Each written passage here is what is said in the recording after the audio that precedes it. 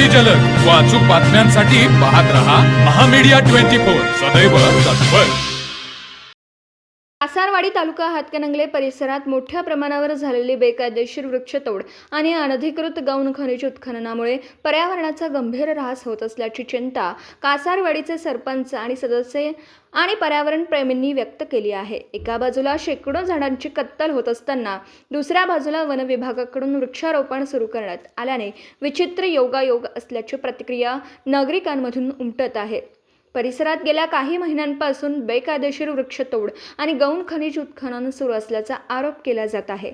4 दिवसांपूर्वी वनक्षेत्रातील सुमारे 300 झाडांची कत्तल झाल्याने पर्यावरणाचा मोठा आणि दीर्घकालीन नुकसान झालं।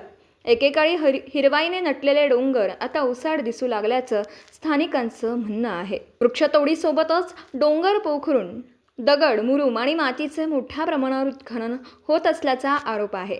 आवश्यक परवानग्यांशिवाय सुरू असलेल्या या कामांकडे वन विभागाचं दुर्लक्ष होत असल्याची भावना नागरिकांनी व्यक्त केली। या प्रकारामुळे बिबट्या, भेकर, ससे, रानडुक्कर, गवे तसेच विविध पक्ष्यांचा नैसर्गिक अधिवास धोक्यात आला असून वन्यजीव, मानवी वस्ती आणि शेतीकडे वळत असल्याने भविष्यात मानव वन्यजीव संघर्ष वाढण्याची भीती व्यक्त केली जाते।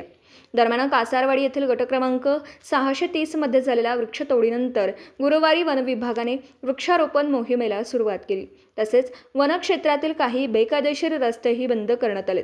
मात्र हे रस्ते कायमस्वरूपी बंद राहणार का? नव्याने लावलेली झाडे जगवण्यासाठी प्रभावी उपाययोजना केली जाणार का? तसेच वृक्षतोड आणि अनधिकृत उत्खनन करणाऱ्यांवर कठोर कारवाई होणार का? असे प्रश्न नागरिकांकडून उपस्थित केले जात आहेत। टोप प्रतिनिधी मिलिंद कुशिरे। तर मग चला सबस्क्राईब करायला विसरू नका महामीडिया 24 न्यूज चॅनलला। महामीडिया 24 सदैव तत्पर।